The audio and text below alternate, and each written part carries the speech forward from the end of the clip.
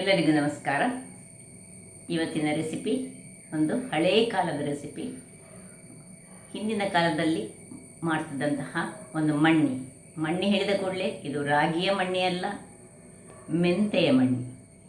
ಮೆಂತೆ ಕಾಳನ್ನು ಬಳಸಿ ಮಾಡಿದಂತಹ ಒಂದು ಆರೋಗ್ಯದಾಯಕವಾದ, ಯಾರು ತಿನ್ಬೋದಾದಂಥದ್ದು, ಅಂದರೆ ಈವನ್ ಡಯಾಬಿಟಿಕ್ ಪೇಷಂಟ್ಗಳು ಸಹ ಇದನ್ನು ತಿನ್ಬೋದು. ಬಹಳ ಟೇಸ್ಟಿ, ಅದರೊಟ್ಟಿಗೆ ಆರೋಗ್ಯಭರಿತವಾದುದು. ಹೆಣ್ಣು ಮಕ್ಕಳಿಗೆ ಸಹ ಕೊಟ್ಟರೆ ಮುಖದ ಕಾಂತಿ ಹೆಚ್ಚುತ್ತದೆ. ಅದರೊಟ್ಟಿಗೆ ಏನಾದರೂ ಈ ಪೀರಿಯಡ್ಸ್ನ ಪ್ರಾಬ್ಲಮ್ ಇದ್ದರೆ ಸಾಲ್ವ್ ಆಗುವಂತಹ ಒಂದು ಮಣ್ಣಿ ಅಂತ ಹೇಳ್ಬೋದು. ಹಾಗಾದರೆ ಯಾರೆಲ್ಲ ನನ್ನ ಚಾನಲನ್ನು ನೋಡ್ತಿದ್ದೀರಿ, ಯಾರೆಲ್ಲ ಇನ್ನೂ ಸಬ್ಸ್ಕ್ರೈಬ್ ಮಾಡಿಲ್ಲ, ದಯವಿಟ್ಟು ಸಬ್ಸ್ಕ್ರೈಬ್ ಮಾಡಿ ಸಪೋರ್ಟ್ ಮಾಡಿ ಅಂತ ಹೇಳುತ್ತಾ, ಈ ಮೆಂತೆಯ ಆರೋಗ್ಯಭರಿತ ಅಂಶಗಳು ಎಲ್ಲರಿಗೆ ಗೊತ್ತಿರುವಂತಹದ್ದೇ. ಬನ್ನಿ ಯಾವ ರೀತಿಯಲ್ಲಿ ಮಾಡೋದನ್ನು ನೋಡೋಣ. ನಮಸ್ತೆ ಮಿತ್ರರೇ, ಇವತ್ತೊಂದು ಹಳೆಯ ರೆಸಿಪಿ, ಟ್ರೆಡಿಷನಲ್ ರೆಸಿಪಿ. ಹಿಂದಿನ ಕಾಲದಲ್ಲಿ ಹೆಚ್ಚಾಗಿ ಹೆಣ್ಣು ಮಕ್ಕಳು ಋತುಮತಿಯರಾದಾಗ ಈ ಒಂದು ಮಣ್ಣಿಯನ್ನು ಮಾಡಿಕೊಡ್ತಿದ್ದರು. ಇದು ಮೆಂತೆ. ಒಂದು 4 ಚಮಚದಷ್ಟು ಮೆಂತೆಯನ್ನು ರಾತ್ರಿ ನೀರಿನಲ್ಲಿ ಹಾಕಿಟ್ಟುಕೊಂಡಿದ್ದೇನೆ. ಇಲ್ಲಿ ನೋಡಿ, ಚೆನ್ನಾಗಿ ತೊಳೆದುಕೊಂಡು ಇದನ್ನು ನೀರಿನಲ್ಲಿ ಹಾಕಿಕೊಳ್ಬೇಕು. ಈ ನೀರನ್ನೇ ಈಗ ನಮಗೆ ಯೂಸ್ ಮಾಡಲಿಕ್ಕೆ ಉಂಟು. ಅದರಿಂದಾಗಿ ನೋಡಿ, ಈ ನೀರಿನ ಕಲರ್ ಹೇಗೆ ಬಂದಿದೆ ನೋಡಿ. ಈಗ ಇದಕ್ಕೆ 1 ಲೋಟದಷ್ಟು ಅಕ್ಕಿ ಇದನ್ನು ಸಹ ಹಾಗೆ ನಾನು ರಾತ್ರಿ ನೆನೆ ಹಾಕಿದ್ದೇನೆ. ಒಂದು 4 ಗಂಟೆ ನೆನೆ ಹಾಕಿದರೆ ಸಾಕಾಗ್ತದೆ ಅಕ್ಕಿ. ಸೊ 1 ಲೋಟ ಅಕ್ಕಿಗೆ 4 ಚಮಚದಷ್ಟು ಮೆಂತೆ, ಇನ್ನು 50 ಗ್ರಾಮ್ಸ್ನಷ್ಟು ತೆಂಗಿನ ತುರಿ. ಇದು ಹೆಚ್ಚು ಹಾಕಿದರೆ ಸಹ ಒಳ್ಳೆಯದಾಗ್ತದೆ, ಕಡಿಮೆ ಹಾಕಿದರೆ ಸಹ ನಿಮಗೆ ಅದು ಬೇಕಿದ್ದ ಹಾಗೆ. ಹೆಚ್ಚು ಹಾಕಿದಷ್ಟು ರುಚಿ ಜಾಸ್ತಿ. ಮತ್ತು ಒಂದು 50ರಿಂದ 60 ಗ್ರಾಮ್ಸ್ನಷ್ಟು ಸಿಹಿಗೆ ತಕ್ಕಷ್ಟು ಬೆಲ್ಲ. ಈಗ ಮೊದಲಿಗೆ ನಾವೇನು ಮಾಡೋ ಹೇಳಿದರೆ, ಈ ತೆಂಗಿನ ಹಾಲನ್ನು ರೆಡಿ ಮಾಡಿಟ್ಕೊಳ್ಳೋಣ. ತೆಂಗಿನ ಹಾಲು ರೆಡಿ ಆಗುವ ಹಾಗೆ ಇದಕ್ಕೆ ನೀರು ಹಾಕಿ ತೆಂಗಿನ ಹಾಲನ್ನು ನಾನು ರೆಡಿ ಮಾಡಿ ತರ್ತೇನೆ. ದಪ್ಪ ಹಾಲು, ನೀರು ಹಾಲು ರೆಡಿಯಾಗಿದೆ. ಈಗ ಈ ಅಕ್ಕಿ ಮತ್ತು ಮೆಂತೆ ಇವುಗಳನ್ನು ನೋಡಿ, ಈ ನೀರು ಹಾಲನ್ನು ನಾವು ಇದರಲ್ಲಿ ಮಿಕ್ಸಿಗೆ ಹಾಕ್ಕೊಳ್ತಿದ್ದೇನೆ. ಅದರೊಟ್ಟಿಗೆ ಮೆಂತೆ,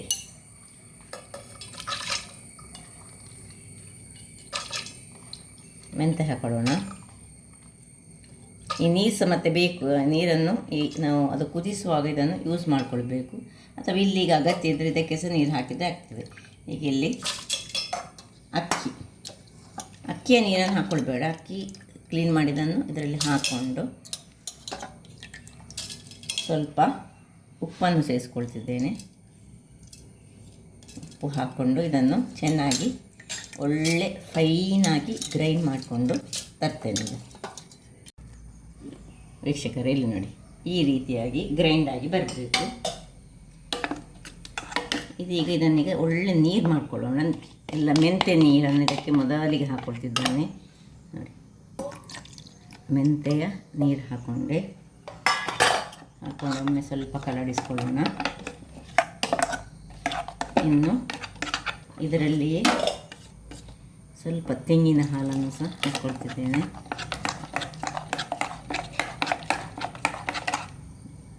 ಕೆಲವರು ತೆಂಗಿನಕಾಯಿಯನ್ನು ಇದರಲ್ಲೇ ಹಾಕ್ಕೊಂಡು ಅದರೊಟ್ಟಿಗೆ ಮಾಡ್ತಾರೆ, ಹಾಗೆ ಸಹ ಮಾಡ್ಕೊಳ್ಬೋದು. ತೆಂಗಿನ ಹಾಲು ತೆಗಿಬೇಕಂತಿಲ್ಲ.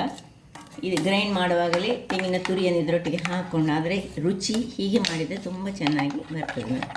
ಇದಕ್ಕಿಂತ ಸಹ ಇನ್ನು ನೀರು ಹಾಕಬೇಕು.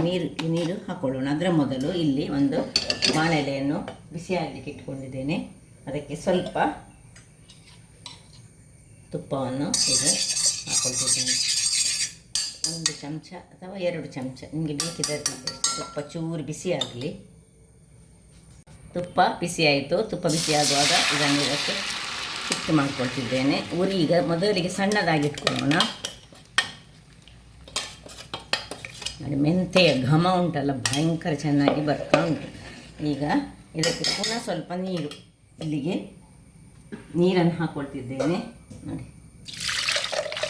ಇನ್ನು ಒಂದು 2 ಲೋಟದಷ್ಟು ನೀರನ್ನು ಹಾಕ್ಕೊಂಡು ಇದನ್ನು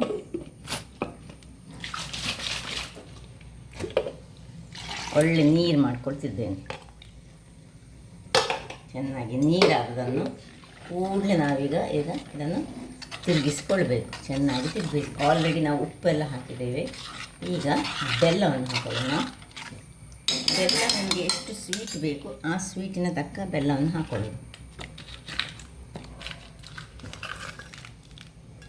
ಇದು ಸ್ವಲ್ಪ ಸ್ವೀಟ್ ಆದರೆ ಒಳ್ಳೆಯದಾಗ್ತದೆ, ತುಂಬ ಸ್ವೀಟ್ಸ್ ಆಗಬಾರ್ದು. ಚೆನ್ನಾಗಿ ಹೀಗೆ ಕಲಗಿಸಿಕೊಳ್ಳೋಣ. ವೀಕ್ಷಕರೇ ನೋಡಿ, ಇಲ್ಲಿ ಇದು ದಪ್ಪ ದಪ್ಪ ಆಗ್ತಾ ಬಂತು. ಆದರೆ ಕೈ ಬಿಡದೆ ನಾವು ಇದನ್ನು ಸ್ವಲ್ಪ ತಿರುಗಿಸಿಕೊಳ್ಬೇಕಾಗ್ತದೆ. ಮೆಂತೆಯ ಘಮ ನೋಡಿ ಏನು ಚೆನ್ನಾಗಿ ಬರ್ತಾ ಉಂಟು ಹೇಳಿದರೆ, ಬಹಳ ಚೆನ್ನಾಗಿ ಪರಿಮಳ ಸಹ ಹಾಗೆ ಬರ್ತಾ ಉಂಟು. ಆರೋಗ್ಯಕ್ಕೆ ಸಹ ಬಹಳ ಉತ್ತಮವಾದುದು, ಯಾರಿಗೆ ಸಹ ಆಗ್ತದೆ. ಬೆಳಗಿನ ಉಪಹಾರವಾಗಿ ಸಹ ಇದನ್ನು ಮಾಡ್ಕೊಳ್ಬೋದು. ಇದನ್ನು ಚೆನ್ನಾಗಿ ಈ ಇದರಲ್ಲಿ ಯಾವುದರಲ್ಲಿ ಪ್ಲೇಟಲ್ಲಿ ತುಪ್ಪ ಹಾಕಿ ಇದನ್ನು ಹಾಕಿಟ್ಟು ಒಂದೆರಡು ಮೂರು ಗಂಟೆಗಳ ನಂತರ ಅದು ಗಟ್ಟಿಯಾದ ಮೇಲೆ ಪೀಸ್ ಆಗಿ ಮಾಡಿ ಸಹ ಇದನ್ನು ಹಲವು ರೀತಿಯಲ್ಲಿ ಸಹ ತಿಂದ್ಕೊಳ್ಬೋದು. ಹಲವು ರೀತಿಯಲ್ಲಿ ಮಾಡೋದಾದರೆ ಇದಕ್ಕೆ ಸ್ವಲ್ಪ ಈ ಗೋಡಂಬಿ, ದ್ರಾಕ್ಷಿ ಇದನ್ನೆಲ್ಲ ಕಟ್ ಮಾಡಿಕೊಂಡು ತುಪ್ಪದಲ್ಲಿ ಹುರಿದು ಇದಕ್ಕೆ ಹಾಕಿದರೆ, ಈ ಹೊತ್ತಿನಲ್ಲಿ ಹಾಕ್ಕೊಳ್ಬೇಕು. ಹಾಕಿದರೆ ಬಹಳ ಚೆನ್ನಾಗಿ ಬರ್ತದೆ. ಇದನ್ನೀಗ ಹಿಡಿದುಕೊಂಡು ಚೆನ್ನಾಗಿ ಸ್ವಲ್ಪ ಸಹ ಗಂಟಿಲ್ಲದ ಹಾಗೆ ಮಾಡಿಕೊಳ್ಬೇಕು. ಇದೇ ರೀತಿ ನಾನು ತಿರುಗಿಸ್ತೇನೆ. ಅದರೊಟ್ಟಿಗೆ ಈಗ ಸ್ವಲ್ಪ ಏಲಕ್ಕಿಯನ್ನು ಸಹ ರೆಡಿ ಮಾಡ್ಕೊಳ್ಳೋಣ. ಬೇಕಿದ್ದರೆ ಡ್ರೈ ಫ್ರೂಟ್ಸನ್ನು ಸಹ ನಾವು ಕಟ್ ಮಾಡ್ಕೊಂಡಿದ್ದಕ್ಕೆ ಹಾಕ್ಕೊಳ್ಬೋದು. ವೀಕ್ಷಕರೇ ನೋಡಿ, ಇದು ಗಟ್ಟಿಯಾಗ್ತಾ ಬಂತು. ಈಗ ಇದನ್ನು ಸ್ವಲ್ಪ ಹದ ಉರಿಯಲ್ಲಿ ಇಟ್ಕೊಳ್ತಿದ್ದೇನೆ. ಇಲ್ಲಿ ನೋಡಿ ಸ್ವಲ್ಪ ನಾನು ದ್ರಾಕ್ಷಿ ಮತ್ತು ಗೋಡಂಬಿಯನ್ನು ಸಹ ರೆಡಿ ಮಾಡಿಟ್ಕೊಂಡೆ. ಇದನ್ನು ಇದಕ್ಕೆ ಸ್ವಲ್ಪ ಆಫ್ ಮಾಡಿಕೊಂಡು ಹಾಕ್ಕೊಳ್ಳೋಣ.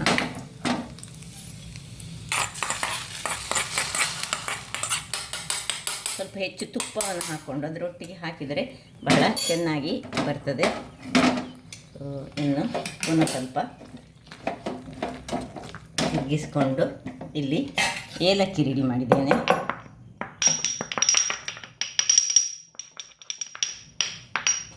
ಏಲಕ್ಕಿಯನ್ನು ಸಹ ಹಾಕ್ಕೊಂಡು ಇನ್ನು ಮೇಲಿನಿಂದ ಒಂದು ಚಮಚ ತುಪ್ಪ, ಇದು ಆಪ್ಷನಲ್, ಬೇಕಿದಷ್ಟು. ತುಪ್ಪ ತುಂಬ ಹಾಕ್ಕೊಳ್ಬೇಕಂತ ಏನಿಲ್ಲ, ಹಾಕಿದರೆ ರುಚಿಕರ ಮತ್ತು ಆರೋಗ್ಯದಾಯಕ ಸಹ. ಸ್ವಲ್ಪ ಒಳ್ಳೆ ತುಪ್ಪ ನೋಡಿಕೊಂಡು ಮನೆಯಲ್ಲಿ ಮಾಡಿದ ತುಪ್ಪ ಇದ್ದರೆ ಮತ್ತೆ ಸಹ ಒಳ್ಳೆಯದು. ನೋಡಿ ರೆಡಿ ಆಯಿತು. ಈಗ ಇದನ್ನು ಒಂದು ತುಪ್ಪ ಸವರಿದ ಪ್ಲೇಟಿಗೆ ಹಾಕೊಳ್ಳೋಣ.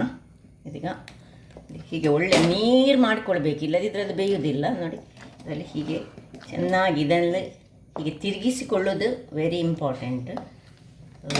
ಇನ್ನು ಚೂರಾಗಿ ಆಮೇಲೆ ಆಫ್ ಮಾಡ್ಕೊಳ್ಳೋಣ. ವೀಕ್ಷಕರೇ ನೋಡಿ, ಈ ರೀತಿ ಬರುವಾಗ ತಳ ಬಿಡಬೇಕು.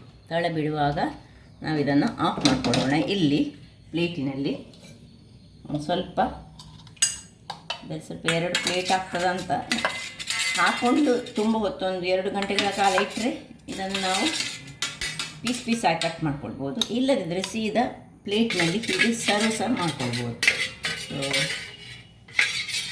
ಸ್ವಲ್ಪ ಸವರಿಕೊಂಡಿಟ್ಕೊಳ್ಳೋಣ.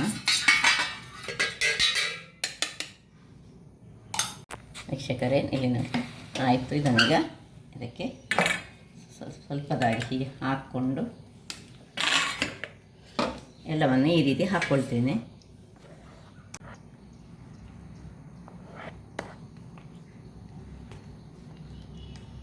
ಈ ರೀತಿ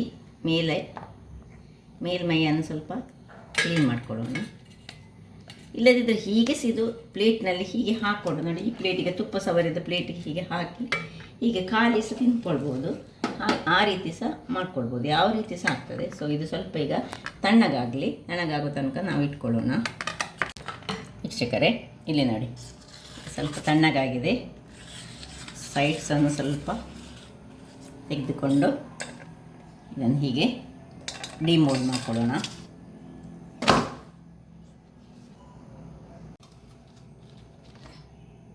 ನೋಡಿ ಏನು ಚೆನ್ನಾಗಿ ಬಂದಿದೆ ನೋಡಿ. ಇದು ಸಹ ಹಾಗೆ ಇದರಲ್ಲಿ ನೋಡಿ ಒಂದು ಮತ್ತು ಅರ್ಧ ಆಗಿದೆ. ಇದನ್ನು ಸಹ ಹಾಗೆ ಮಾಡ್ಕೊಳ್ಬೋದು. ಈಗ ಇದನ್ನು ಕಟ್ಟಿಂಗ್ಸ್ ಮಾಡಿದರೆ ಇನ್ನು ಹಲ್ವದ ರೀತಿಯಲ್ಲಿ ಪೀಸಸ್ಗಳಾಗಿ ನಾವು ತಿನ್ಬೋದು.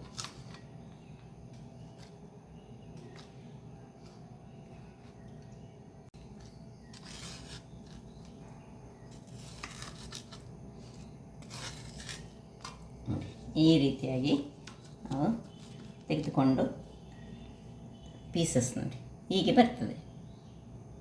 ಸೊ ನೋಡಿದ್ರಲ್ಲ ವೀಕ್ಷಕರೇ, ಇದು ಸಹ ಹಾಗೆ, ಇದನ್ನು ಸಹ ನಾವು ನೋಡಿ ಹೀಗೆ ಕಟ್ ಮಾಡ್ಕೊಂಡು ತಿನ್ಬೋದು, ಅಥವಾ ಸ್ಪೂನಲ್ಲಿ ಹೀಗೆ ತಿನ್ಬೋದು, ಹೇಗೆ ಸಾಕ್ತದೆ ಹೀಗೆ ಹಲವು ರೀತಿಯಲ್ಲಿ ಸಹ ಮಾಡ್ಕೊಂಡು ನಾವು ತಿನ್ಬೋದು. ಹಾಗಾದರೆ ನೋಡಿದ್ರಲ್ಲ ವೀಕ್ಷಕರೇ, ಒಂದು ಓಲ್ಡ್ ರೆಸಿಪಿ, ಆರೋಗ್ಯಕ್ಕೆ ಬಹಳ ಉತ್ತಮವಾದುದು.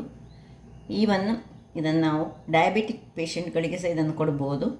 ಸೊ ಹಾಗಾದರೆ ನನ್ನ ಈ ಕುಕಿಂಗ್ ಚಾನಲ್ ನಿಮಗೆ ಇಷ್ಟ ಆದರೆ ಬೋಳೂರು ಸುವರ್ಣ ಚಾನಲನ್ನು ಲೈಕ್ ಮಾಡಿ, ಶೇರ್ ಮಾಡಿ, ಹಾಗೂ ಸಬ್ಸ್ಕ್ರೈಬ್ ಮಾಡಿ, ಹಾಗೂ ನನ್ನ ಇನ್ಸ್ಟಾಗ್ರಾಮ್ ಪೇಜನ್ನು ಫಾಲೋ ಮಾಡಿ. ಧನ್ಯವಾದಗಳು.